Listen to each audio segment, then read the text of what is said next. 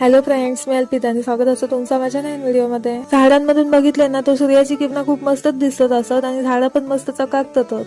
या झाडाक बघा किती वाळवी लागली, आधी पूर्ण मुळापासून वाळवी लागली. या बिचारा झाड पूर्ण सुकूनच गेला. हा थोडंसं असंच राऊंड मारू केलेलं आहे. खूप बरं वाटतं असं थंड वातावरणात फिराक आणि असं शांततेचा अनुभव घेऊ.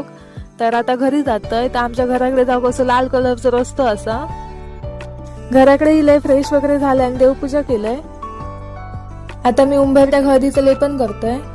म्हणजे आम्ही अगोदर कधी हळदीचं लेपन उंबरठ्याक नाही करायचो, पण माका एक काकी बोललेले की हळदीचं लेपन उंबरठ्याक केला ना की घरात वातावरण प्रसन्न वाटतं. आणि एकदा मी करून बघितलंय आणि मला तसाच काहीसा वाटला, तर आता मी नेहमी करतोय.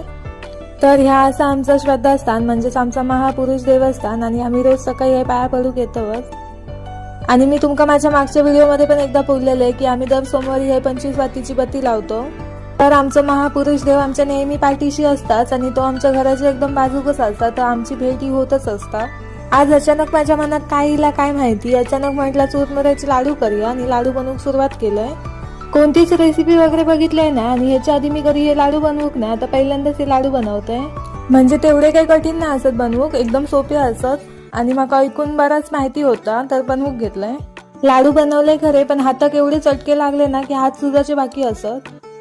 बघता बघता माझे सगळे लाडू बनवून झाले. आता तुम्हीच सांगा कसे वाटतात तुमका ते. आज काही जेवण जास्त बनवूचं नाही असा, जेवक मी एकटाच असे, त्यामुळे मी बनवते फोडण्याचं भात तर बनवून झालो, पण त्याआधी माझ्या मनूक आणि गणूक जेवण देऊ का, नाही तर माका काही जेवक देऊची नाही. तर असं काहीच गेलं आजचं माझा दिवस. व्हिडिओ आवडला असेल तर लाईक, शेअर आणि सबस्क्राईब नक्की करा. भेटूया अशाच एका नवीन व्हिडिओमध्ये. Bye bye.